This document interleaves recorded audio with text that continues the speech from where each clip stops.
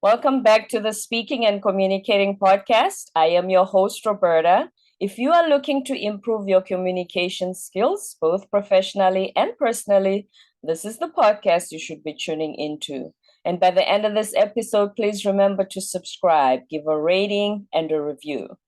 Now, when you think of CPR, we think of it in terms of health and saving lives. But today, the CEO and founder of Speaking CPR is here to share with us how you can use those similar techniques in order to improve your speaking and your communication skills.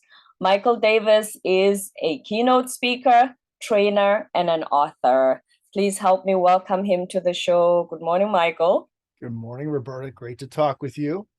Thank you for being here with us today. I'm very excited about our topic because, as you know, this is a speaking and communication podcast. Yes. Yeah. So introduce yourself and tell us a little bit about you.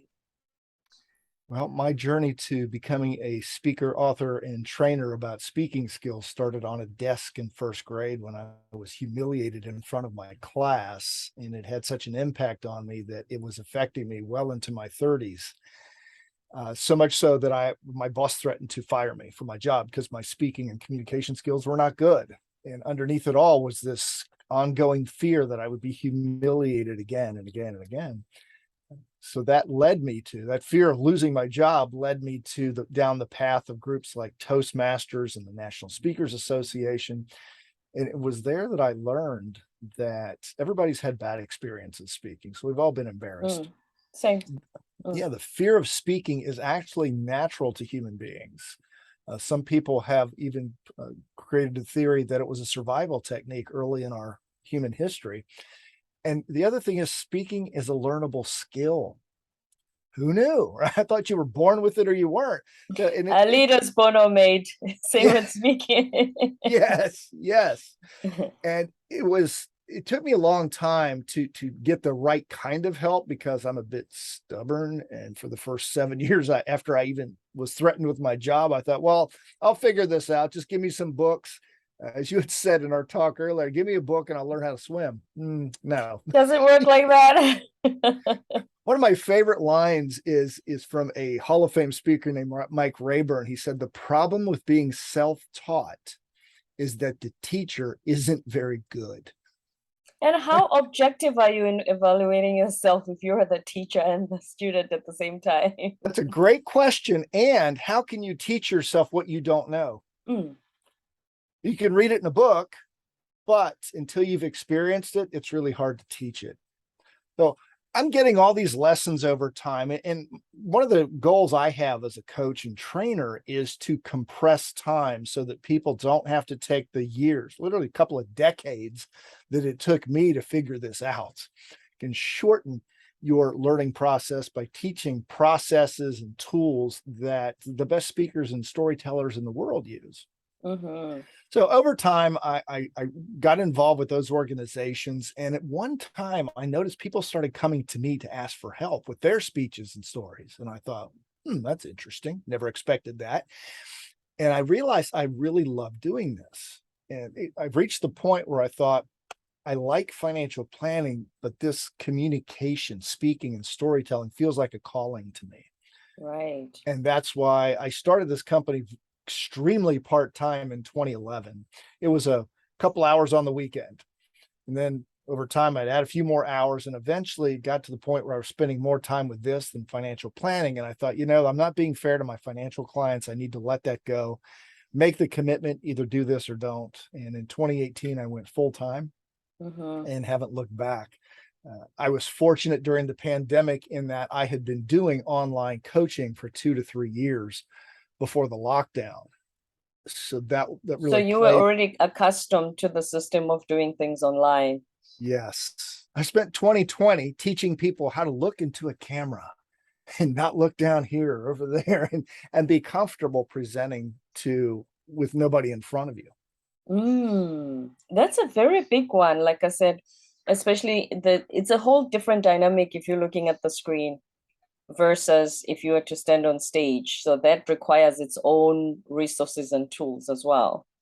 It does. And what we're seeing now as we get to the end of 2022 is a new challenge is hybrid. I know I'm not the first person to say this.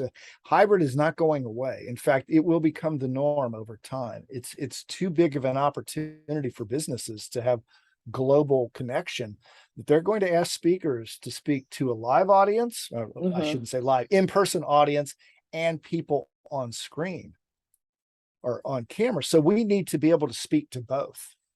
That's right. That's right. This is not definitely not going anywhere anytime soon. Not at all. Now let's go back to the 6-year-old you.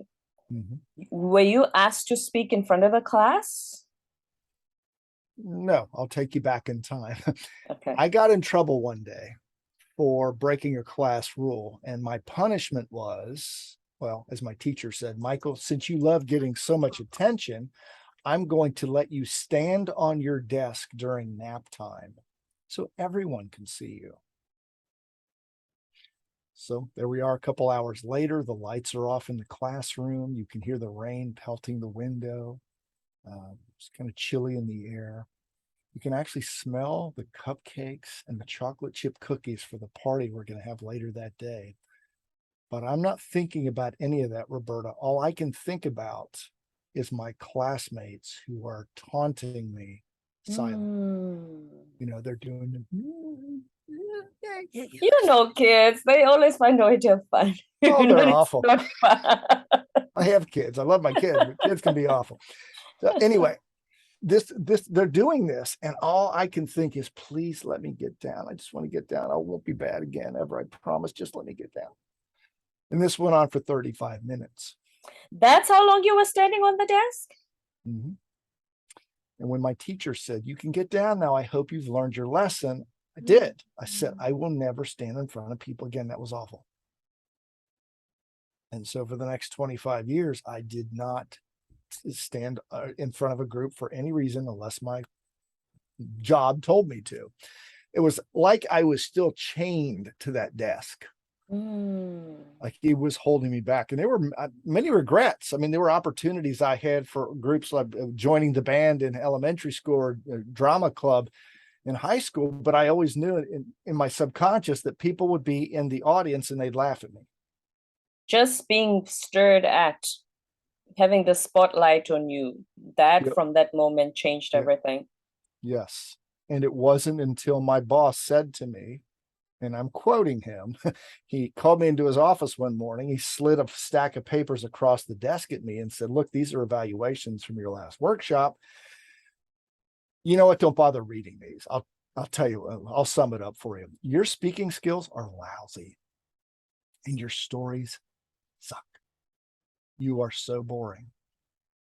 Part of your job is to go out there and get people to come into this firm as new clients, and you're not getting that done. These workshops are a waste of time and money. Fix this or we're going to let you go. He was a very supportive, kind of touchy-feely. With the lack of a better word. But so, I mean, he was pretty brutal. But here's the thing. If knowing how the huge statistics of people who are afraid to speak in front of people, it makes me wonder how many of them might have had an experience that made them decide, I will never do this again. It's humiliating. Or some of them, they just think, I've heard of humiliating stories like Michael. I don't want to put myself in that position to begin with. So I'm never trying the speaking thing ever. It's both. And I don't have the numbers, Roberta. I haven't seen them. I've looked for that kind of research. I believe in my experiences, especially training, that most people have had that one experience. And people had far worse experience than me standing on a desk as far as in front of a group. But you bring up a really good second point to that is even if they haven't had it, they've heard enough stories to say, oh, no, I'm not doing that. Right. Here's a theory I heard years ago in a really good book called Confessions of a Public Speaker. The author, Scott Birkin, said, if you think about it, our earliest ancestors, before they ever had tools, weapons, or technology, in order to survive, they had to stay in packs. And the person who got separated typically, or they were alone without a weapon out in the open, and all these eyes looking at them, eyes of predators or maybe other tribes. They were at huge risk, and usually they ended up not surviving. We said, well, what's public speaking? You're alone without a weapon out in the open, and all these eyes on you. Right? So at a deep level, we're getting a message from our own brain that says you're in danger. So a big part of the work I do early on in the process is working with people on their mindset. Right. I share that story with them and say, look, this is your brain. You can't change that. Those messages are going to be there. You've got to control your reaction to them. For example, if you're speaking in front of a lunch group, you can tell yourself, I don't think they're going to eat me today. They're eating food right now. I think they're good. And audiences, contrary to popular belief, don't want you to fail. No, excuse me. No, they actually are rooting for you. And if you have those tea and coffee muffin conversations before, during registration desks, before you start the agenda, and you say, hi, I'm Roberta, nice to meet you. Oh, yes, I saw your name. You're the one who's speaking to. You actually see people's excitement at the idea that you're going to speak.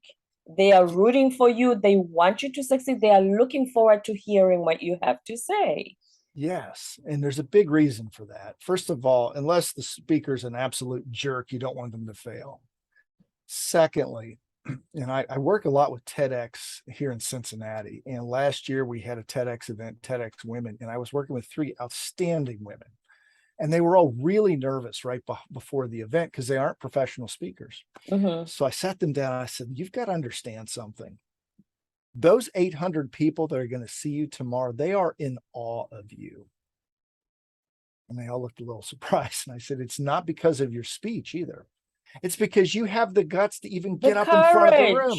Exactly. Yes. The speech and the story is just a bonus. They wish they could be you. That is so true. Yeah, it's something that so few people do well, that those of us that are in it every day, and I know you're exposed to it on a daily basis, we forget that sometimes. So they want you to do well. And there's another important reason they want you to do well. People are too busy today. They're not going to get in their cars and they're not going to drive to an event and hope that you fail. They could go home and watch YouTube. What for? They can watch TikTok and YouTube and watch people fail all day long. They want you to provide them with some value, because every group we're speaking to has some kind of problem or issue they want solved. That's what they're looking for, solutions to problems. So just know that you are technically part of their tribe because they are rooting for you. They feel like you are one of them. Yes, they are. They are rooting for you, and you are one of them, especially when you share stories of struggles that they can relate to. And now, look, before we come back to that, we're going to come back to storytelling just now. When it comes to the incident with your boss, this is what we usually emphasize as well, that you can have all the technical skill in the world. So you had your financial planning skills, but if the soft skills, if the communication skills are lacking, it becomes a barrier to your career progression. You're not going to climb the ladder as much as the person who's willing to speak, who has better communication skills, who can convince executives on why they should go one way and not the other. No matter how brilliant you are, but if you cannot speak, if you cannot say those things out loud and present them in a way that resonates with whoever the audience is, it's going to be a deterrent to your career. Oh, it's an excellent insight. And here's the challenge that we're seeing more and more, Roberta, is it's not just the ability to stand up and speak and enunciate and articulate. We are in a society that is overloaded with information. And the worst approach you can take in your presentations is to go up there and give more information. People don't want more information today. What they want, and what the best speakers do, is they share their experience, their wisdom, and they typically do that through storytelling.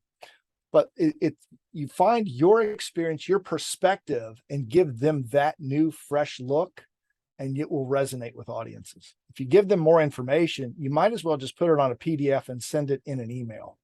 They Which don't they're not need going to that, read. Yeah. which they're not going to read. And that's why I see slides and PowerPoint shows. It's just full of information. It's like, please stop.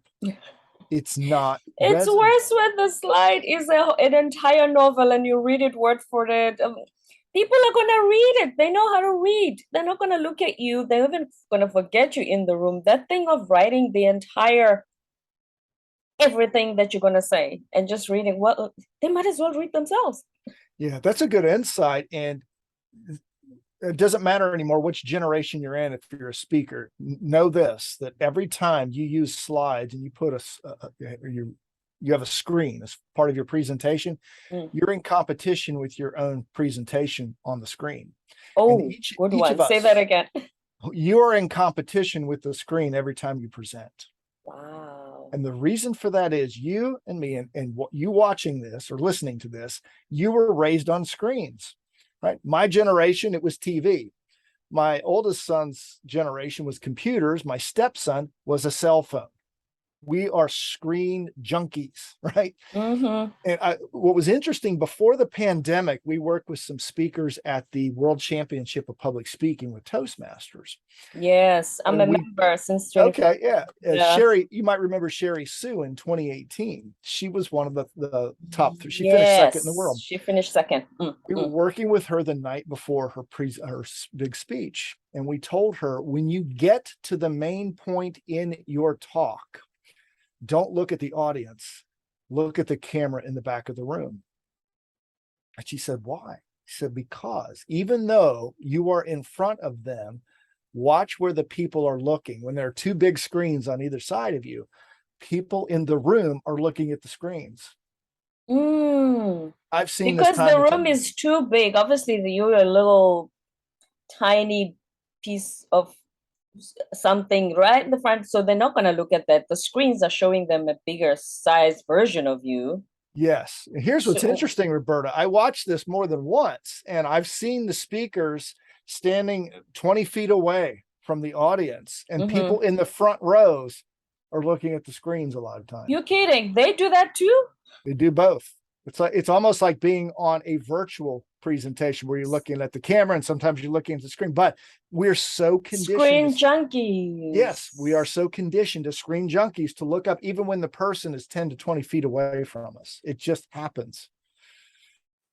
So we have to know where the camera is in the room, because when you make your key point, the people are looking at the screen. It's like you're looking right at them. But if I'm looking down here at the audience, making my key point, everybody looking at the screen is seeing this part of my face or this part. I'm not looking eye to eye. That's not going to have the impact it's supposed to be. No, it's not. Supposed to have, yeah. Nope.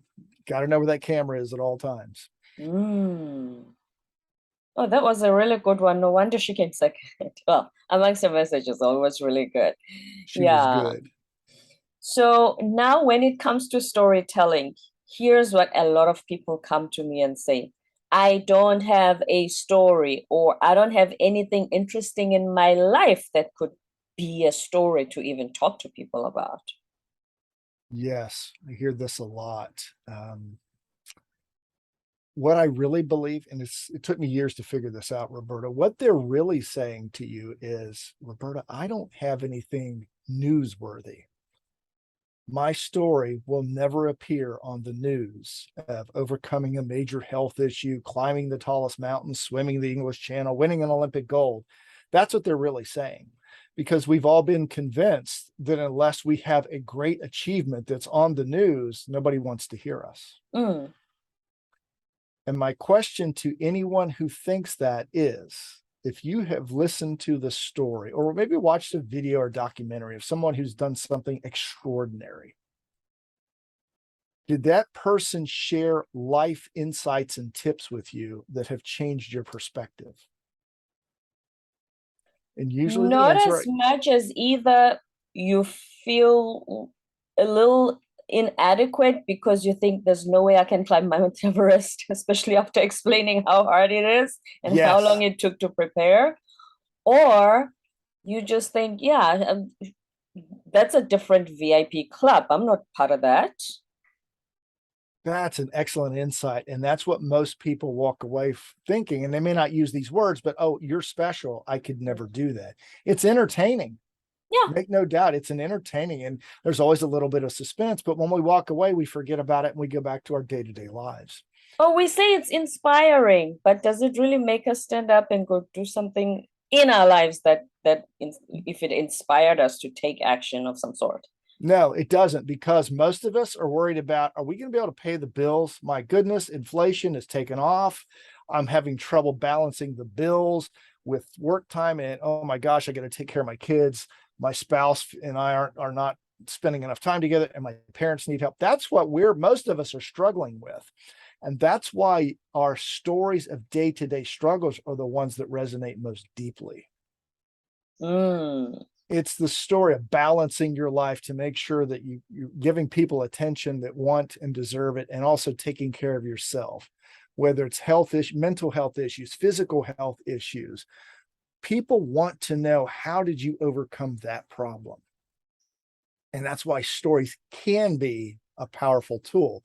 What I'm finding is a lot of stories now, because it's a popular subject, get out there and tell your stories. People aren't telling their stories very well. What is it that they're missing? They're one of two problems I'm seeing. One, they don't go very deep. They just give some surface ideas, and it's a quick narrative. Or they go way too deep in the details. They bog us down so much, and they don't take us on this journey of a character who is facing a relatable challenge or problem, who struggles to figure it out on his or her own, and gets to what we call low point, where it feels like, I'm just never going to overcome this problem, and then meets a guide, someone who provides wisdom, some new insight, and eventually overcomes that problem with outside help. And at the end has a new perspective on life, and then goes out and shares that wisdom with the world. That's the traditional journey of every great movie, book, speech you've ever heard. Which is why we love some movies we watch over and over and over again. I'd like to ask you to tell us again the story, I'm sorry to take you back there, of That's when okay. you were 6, because I love how you describe, there's a part where you talk about the cookies you guys were going to have afterwards, and the smell of the cookies. If you think about 6-year-old, that's all they think about. They don't want to be at school and learn, but they want the fun stuff, the cookies, the juice, whatever it is. The way you describe that, and you actually took us on a journey, you literally took us back there. The way you were describing the surrounding, the environment, rather than just saying, oh, when my teacher said I'm naughty, let me stand on a desk. You didn't say that. Right. So can I ask you to do that again, please? Absolutely. Let me give you, I'll pull the curtain back and tell you, none of that was accidental. That's called a term we use called vaccinating your speech. VAKS. All right. V is visual, A is auditory, K is kinesthetic, S is smell. Now, I realize that the correct word for smell is olfactory, but VACO doesn't work for my metaphor vaccination. And I also realize during COVID, it's a buzzword. And I always have to tell people, now, look, this isn't that vaccination. This is a good one everybody can agree on. And the other part that I don't put in the acronym is taste, but it's in there. So let's go back to the story. So what do you remember that you saw when I was sharing the story? I saw the kids making funny faces at you. I saw the dark room. You said the lights went off, right? Yeah. And I could almost smell the cookies. In fact, after this interview, I might get one myself. I try to never tell this right before lunch, because people start getting hungry. Cookies, right? So you saw the dark room, you saw the kids making fun. What did you hear?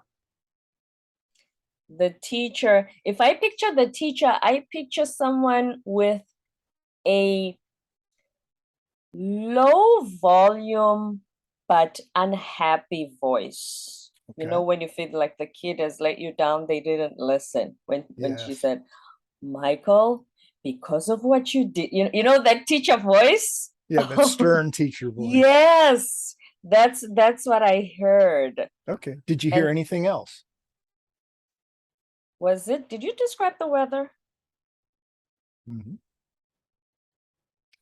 I can't remember how the weather this is was. okay. This is okay. And I'll tell you why it's okay in just a moment. What I did talk about was the rain hitting the windows. The rain, yes, the rain hitting the windows.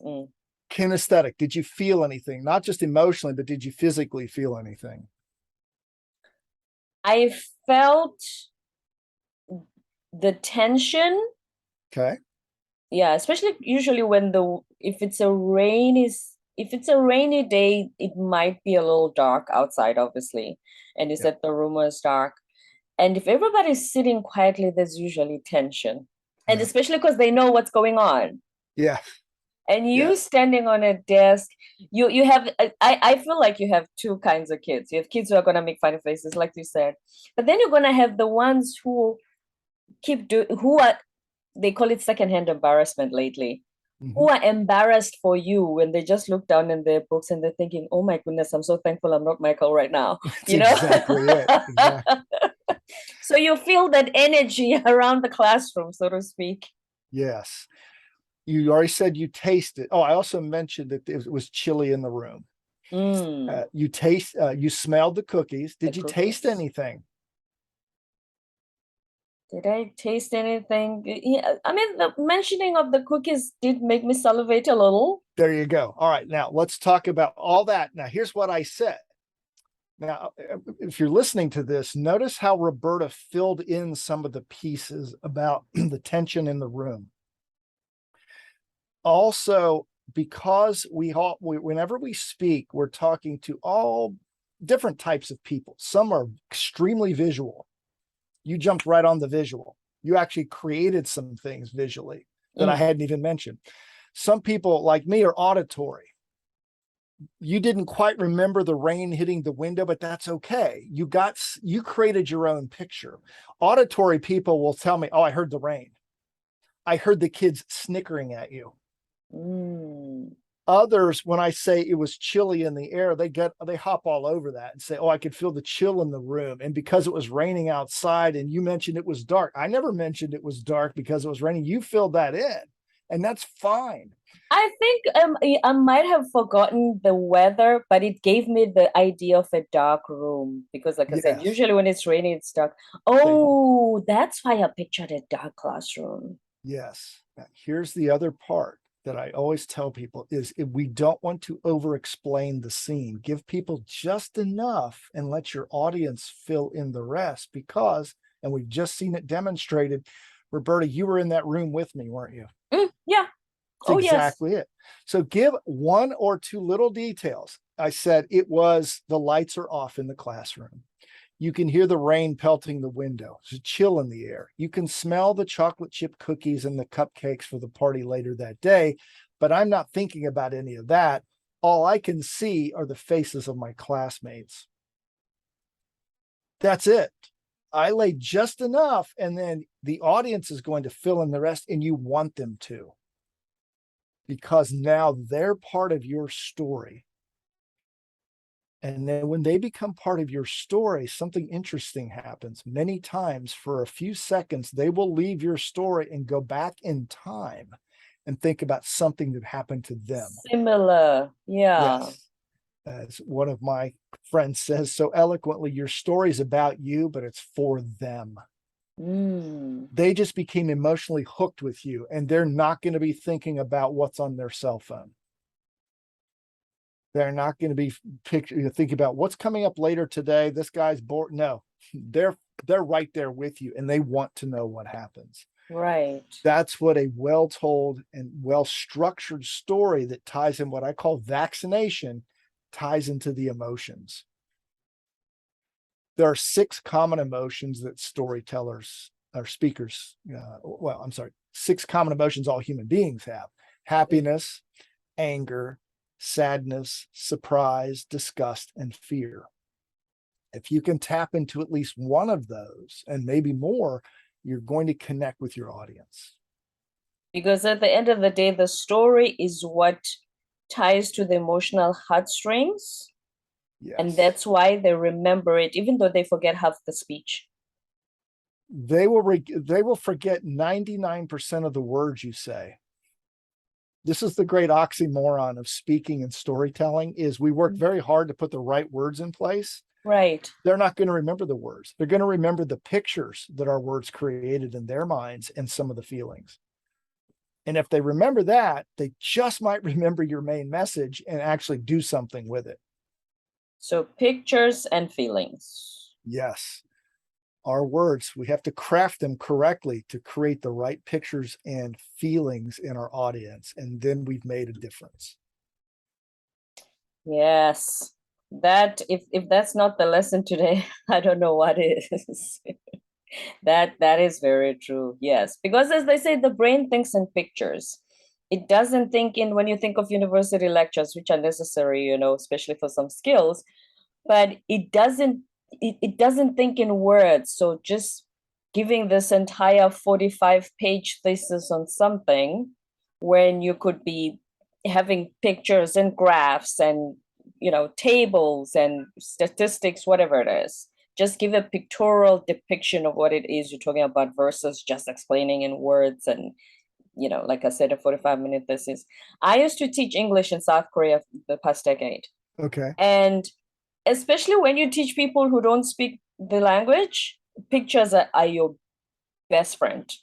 Oh, yes. Well, I will tell you, there's the old saying that a picture's worth 1,000 words. Well, I've heard that updated to say a story is worth 1,000 pictures. Oh, say that again. A story is worth 1,000 pictures. Yeah. Picture's worth 1,000 words. A story is worth 1,000 pictures. Mm-hmm. Pictures and feelings. Yes. And that's why storytelling is so important. And it's my biggest concern about how stories are being, everybody is out. Look, I'm in this world, so I'm seeing everybody who says it. I think so many people are saying, get out there and tell your stories. What they're not doing very effectively is telling people how to do it so your stories resonate. In fact, that's why my second book, which I'm in the process of editing right now, the story, the title actually comes from my boss, and it's Your Stories Suck. Subtitle is that many years ago. He offered me the title of my book. He didn't even know it. But the subtitle is Your Step-by-Step Shortcut to Long-Term Storytelling Success. But here's another thing with your boss's experience, your experience with your boss, is that emotion that you felt when he said that still hasn't left you to this day. No, it's still there.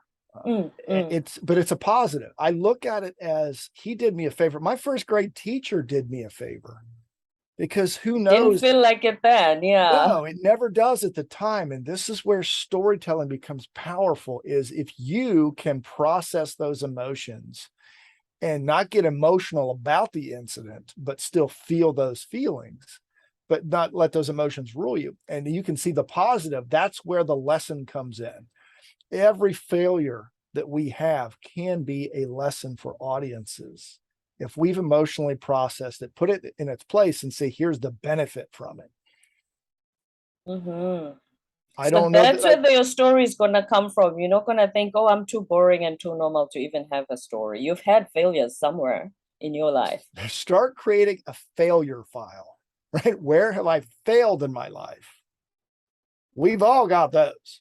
And then don't get caught up in the, oh, I was a failure. No, that's not the point of the file. The file is to then go in and create another column that says, what was the lesson learned? How is my life better because of this failure? I feel like it subconsciously heals you too as well. If you've been holding on to the pain of that experience, you can look at it differently if you were to have the failure file and the lesson file to go along with it. Yeah. Absolutely. My first 7 years when I was trying to be a self-taught speaker, I had a big problem. I was incredibly insecure, had low self-worth and insecure. So I would get up and try to compensate for that by making sure every time I spoke, Roberta, that my speeches were memorized word for word, and that my hair, and there was never a hair out of place, My suits were perfectly pressed. My shoes were shined. And as a result of that, people would give me this feedback. You are a polished speaker. Oh, thank you. I'm a polished speaker. That's good. I did something right. That's right. I wore that with like a badge of honor, right? So there I am with my polished speaking skills. And then one day I happened to be dusting my office and I had a can of end dust, right? And I'm spraying the rag and I'm wiping it down. And this thought came into my mind. Nothing sticks to polish. Oh my gosh. The polished speaker, nobody remembers what he says. That was a powerful moment for me. Because nobody can relate to a polished speaker. How many of us are polished 24/7, especially? Right. You're right. Nobody could relate because I was focused on the exterior. What I wasn't connecting with was the interior. People remembered me. They didn't remember a word I said. And I thought, oh, and that's when I realized with some help that I needed to start sharing part of my struggles. And that was scary in the beginning because when you're an insecure person, it always is. Yeah. You think, okay, I'm going to relive the humiliation of first grade, or I'm going to have somebody tell me like my boss, that you're lousy. That's scary. But the first time I ever did it, it was in a Toastmasters meeting. And my friend Chris, who's a top-notch speaker and evaluator, he went to the front of the room. He said, he gave me my evaluation, which was very positive and helpful. And before he walked away from the lectern, Roberta, he said, I'm not sure what you did today, but keep doing it because I've never felt more real authenticity from you. That was really you. And I had talked about something in my life that was going on, very difficult part of my life, and I was scared to death. But I thought, I'm going to do it and see what happens. And his feedback is what really pushed me to say, all right, go in there and talk about some more lessons you've learned. He basically was saying to you, let go of the polished speaker image. That's what resonates with people, is your real authentic story.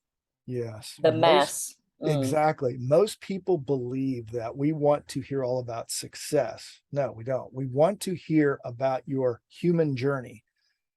I call it struggle, strife, and setbacks. Now, eventually we'd like to hear about the success because we want you to help us solve problems, not make our problems worse. But we need to see that you're an expert in that problem because you've gone through it. And you take us on a journey to how you got to the other side. Yes. And all the time, you didn't do it by yourself. Of course.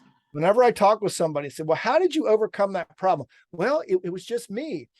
And I said, no, how did you overcome this problem? Because if you had the answers, you would have never had the problem in the first place. Somebody somewhere. Now, it may be that and many of our lessons that we learn are what I call the guide is a grandparent, a parent, somebody early in our lives who instilled wisdom in us. And we just kind of tucked it away in our mental file and didn't use it for years, but it was there the whole time. Now, sometimes it is, you meet somebody in the midst of all this chaos and problem and they give you a different perspective, but sometimes like, oh, I remember what my grandpa said. And I just had never thought. And grandpa's wisdom comes back, mom's wisdom, whomever, and it helps you get through that problem. They're the person who provides the insights. So no matter which way you look at it, you did not do that alone. No, nobody does. If you look at the greatest successes in the world, they had much help. And most of them will tell you that too. Right. That's true. That is true. There's a problem here in the United States of the myth of the self-made man or woman. Oh, self-made millionaire, self-made billionaire, self-made this, self-made that. We hear it all the time. No such thing. Does not exist. The most successful people have had help from many individuals that opened doors or helped support them when they were down and didn't know how to move forward. We've all had it. And I wish those would be shared a lot more, just like we don't hear the very messy parts behind the scenes of what happens before they reach success level. I also feel like they also don't share particularly who helped them along which part of the journey until he got to be Jeff Bezos. Yeah, You know, because exactly. oh no, he started in his garage with his wife and they were doing boxes of Amazon, and until now he's a billionaire. That's basically the story. Yeah, and one of the stories I love most, and he's a bit overused now, is the story of Steve Jobs. He gets this great idea. He meets with the other Steve Wozniak, and they Wozniak. build Apple.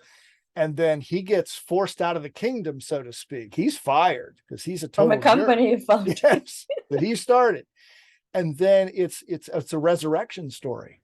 The company is about to fail and they bring him back, but because of so much of the work he'd done with others, especially when he bought Pixar, he learned the power of storytelling because of his association with Pixar. And he realized, oh, now I know how to promote what we're doing. Right. And because of that experience, but it was a massive, epic failure, and he didn't hide from it. Now, he may have been a real jerk to a lot of people, and he self-proclaimed, but he also learned from his mistakes and was willing to share them publicly. That's one thing I admired about him. Yeah, I love listening to his commencement address at Stanford. Yes. Yes, he talks about all of that. Yeah. He talks about all of that. He's actually, that's for me is when I saw the humble side of him. Because like you said, a lot of people talk about, you know, it's very hard to deal with, it's difficult, like you said, but there's some humility in how he presented that commencement speech and told his story about the journey through his life and how everything connected together looking back, and how it was all supposed to happen in the way that it did. I love listening to that every chance I get. Yeah, and if we ever hear a person who has a reputation of being nasty or a jerk to people and we still are drawn to them, that's why, because they're willing to say, look, I've made a lot of mistakes. And I've been a total ass with some people or whatever it is. Yeah. But they say, here's what I've learned from it. And here's what I'm going to share with you how you can avoid that same situation.